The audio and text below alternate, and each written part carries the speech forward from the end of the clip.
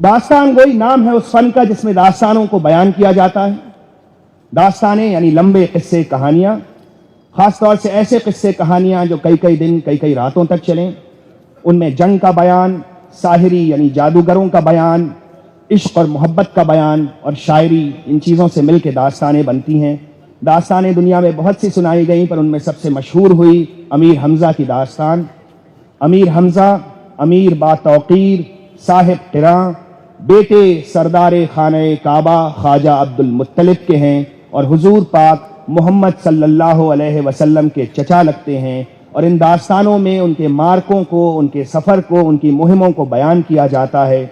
ये दास्तानें पहले अरबी में सुनाई गईं, फिर फ़ारसी में सुनाई गईं, फिर जब ये हिंदुस्तान जन्नत निशान में तशरीफ़ लाईं तो इनको उर्दू में सुनाने का सिलसिला आगे बढ़ा। हिंदुस्तान की ज़मीन में इस ज़बानी कला को बेहद इज्जत मिली।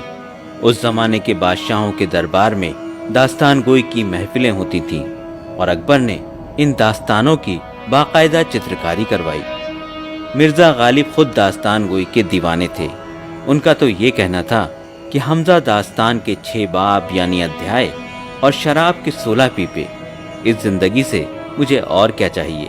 अंग्रेजी हुकूमत की आंधी में दास्तान गोई का फन हाशिए पर पहुंच गया और अपनी पहचान खोने लगा। सबसे बड़ी वजह तो यह है कि अंग्रेज़ों के असर में आके हमने अपनी रिवायतों से मुंह मोड़ लिया। हमने अपनी रिवायतों को कम जाना, उनको हमने बुरा समझा, मायूब समझा। अंग्रेज़ों ने हमको पढ़ा दिया कि ये वल्गर है क्योंकि इसमें वल्गैरिटी बहुत है, और हमारे मुल्लाओं ने भी कहना शुरू कर दिया कि ये तो बहुत वल्गर है। तो अंग्रेज़ और मुल्ला का जो गठजोड़ है उसकी वजह से उर्दू वालों ने इसे बहुत निगलेक्ट करना शुरू किया। फिर दूसरी चीज़ ये हुई कि नई टेक्नोलॉजीज़ आई एंटरटेनमेंट की, सिनेमा आया, मॉडर्न ड्रामा आया। तीसरी चीज़ ये हुई कि ये किताबें पढ़ने के रूप में दस्तयाब हो गई, तो जो आप सिर्फ सुनते थे पहले वो अब आप पढ़ भी सकते थे। तो इन तीनों चीज़ों ने मिलके इसको लुप्त कर दिया। मीर बाकर अली आखिरी मशहूर दास्तान गो थे जिन्होंने इस फन को नया मकाम दिया। मीर बाकर अली जो हैं, ना सिर्फ जो उनका रेसिटेशन का आर्ट था और जो दास्तान सुनाने का आर्ट था, ना सिर्फ उनके पास वो था, एक तरह के उनके पास एक्टिंग प्रोवर्स भी था कि वो बात करते करते अपनी आवाज़ बदल लेते थे, अपने आव भाव बदल लेते थे, अपने जेस्चर्स बदल लेते थे, जिससे कि सामने सुनने वालों को ऐसा धोखा महसूस होने लग जाता था कि अगर वो एक शाही डिस्क्रिप्शन सुन रहा है तो उसको लगता था कि ये बादशाह बैठा है, और अगर उसको ये लगता था कि अगर कोई बुढ़िया है तो बुढ़िया है। तो ये समझ में आया कि आवाज़ का जादू होता था, बयान का जादू होता था, और जो एक तरह का अभिनव होता था। तो वो अभिनय करते थे और ये तीनों चीज़ें मिला के एक तरह से परफॉर्मेंस बनती थी, और यही तीनों चीज़ें जो हैं वो ऑडियंस को बांध के रखती थी। क्योंकि हमें नहीं कोई कुछ सुनने में आया कि कोई म्यूज़िकल अकम्पनीमेंट होता था या कोई प्रॉप होता था या कोई एंट्री एग्जिट होती थी, या वो सुना रहे हैं सडनली एक और कोई आदमी किसी और भेष में बदल के सामने से निकल गया। ऐसा कुछ थिएटर की तरह हमने किसी डिस्क्रिप्शन में नहीं सुना है। तो इसका मतलब ये वन मैन शो होता था, और वो खुद सिर्फ अपनी आवाज़, अपने इल्म और अपने अभिनय से ऑडियंस को बांध के रखते थे। वो किरदार, जादूगर, बाजीगर और उनकी बनाई तिलिस्म दुनिया जो कभी हर जबान और जहन में रहते थे, धीरे धीरे धूल की धूल में गुम होने लगे और दास्तान के किरदार सिर्फ पन्नों में समा गए। लखनऊ के मुंशी नवलचंद ने उस वक्त के दास्तान गो को इकट्ठा करके दास्तानें लिखवाकर दास्तानों को छपवाने का काम शुरू किया, और पूरी दास्तानें 46 जिल्दों में समाईं और महफूज हो गईं। ये कुदरत का तयशुदा इंतजाम था कि दास्तान गोई की कला को फिर से जिंदा होना था, और इसका जरिया बने शमसुर रहमान फारूकी, जो कि उर्दू साहित्य के जाने माने आलोचक और साहित्य की दुनिया में एक बड़े व्यक्तित्व हैं। और फिर उस जादुई दुनिया के खजाने की खोज का सिलसिला शुरू हुआ जो कई बरसों तक चला। ओवर द ईयर्स कुछ तो हमने हैदराबाद से मंगाए, कुछ मुरादाबाद इटावा से मंगाए, कुछ बदाऊं से मंगाए, जो हाँ अब तो वो लोग ख़त्म भी हुआ, बुक सेलर वो रह भी नहीं गए। कुछ लाइब्रेरी से लेके मैंने कॉपी कराए है।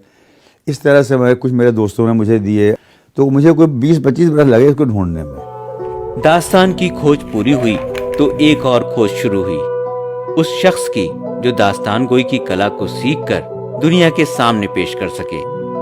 इसके लिए चुना गया महमूदुर रहमान फारूकी को, जो कि इतिहास और साहित्य के विद्वान होने के साथ रंगमंच और फिल्मों में गहरी दिलचस्पी रखते हैं। उर्दू जबान की गहरी समझ और अभिनय निर्देशन में पकड़ एक दास्तानगो बनने के लिए सबसे पहली शर्त थी।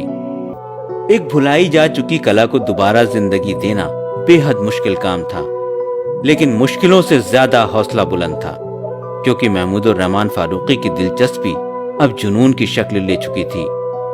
आखिरकार सन 2006 में वो दिन भी आया जब दास्तान गोई की महफिल एक बार फिर सजी।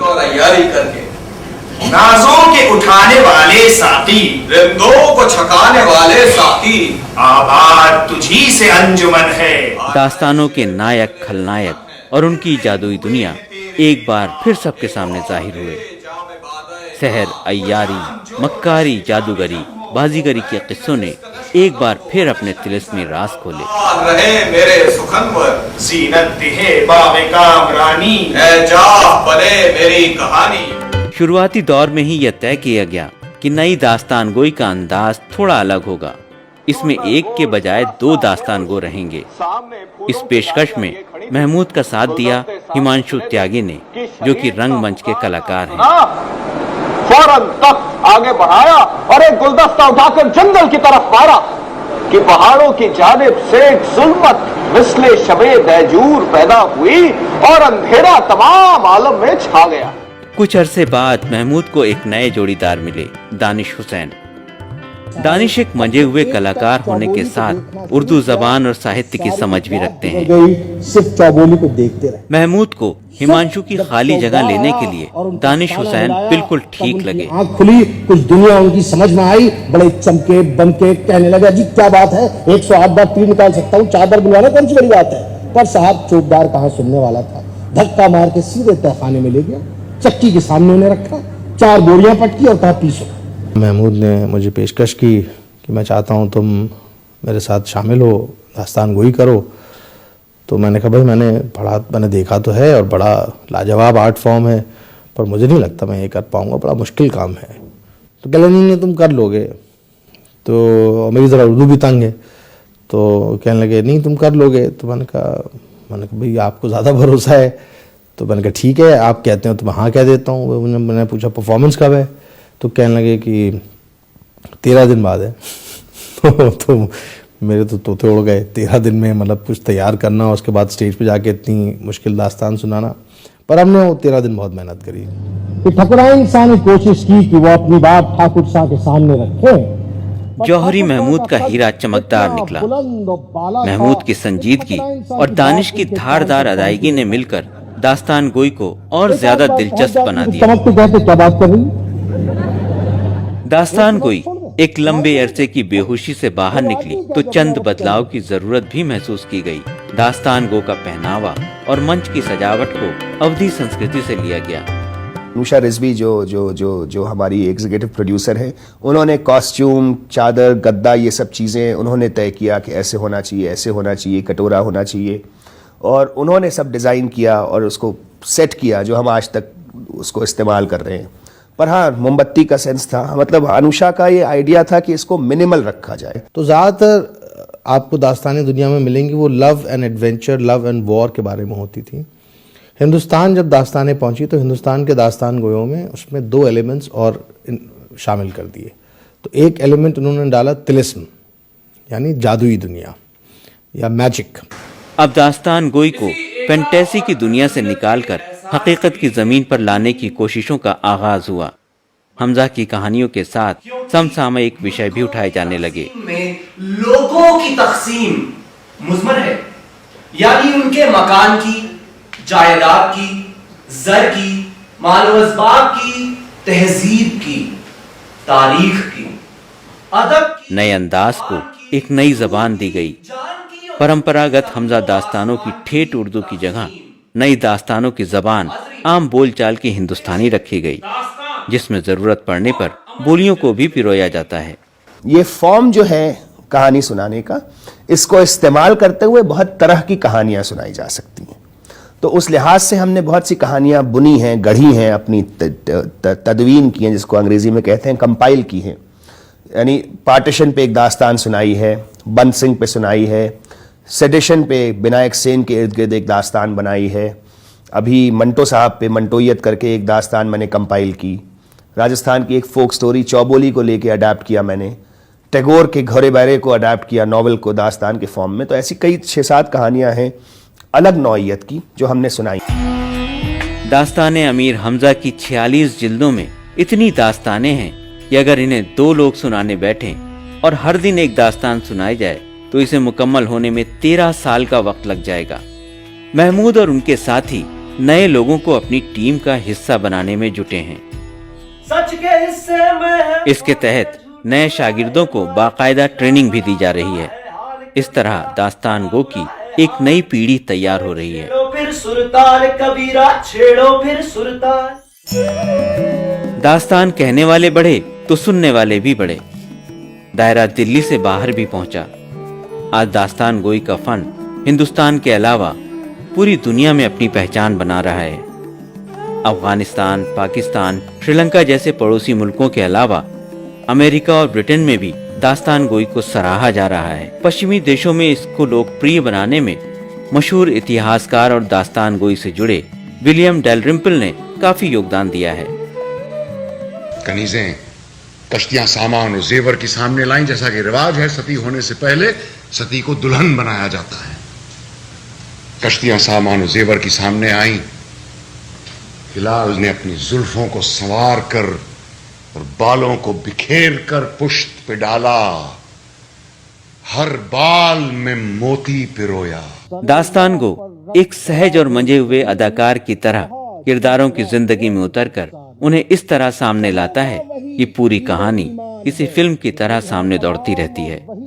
दोनों दास्तान गो की जुगलबंदी कमाल की होती है। दोगला समाज, सियासी दांव-पेच, सच झूठ को बेनकाब करते मजाकिया तंज हंसाते तो हैं, वहीं दिल की तह में उतरकर कुरेदते भी हैं।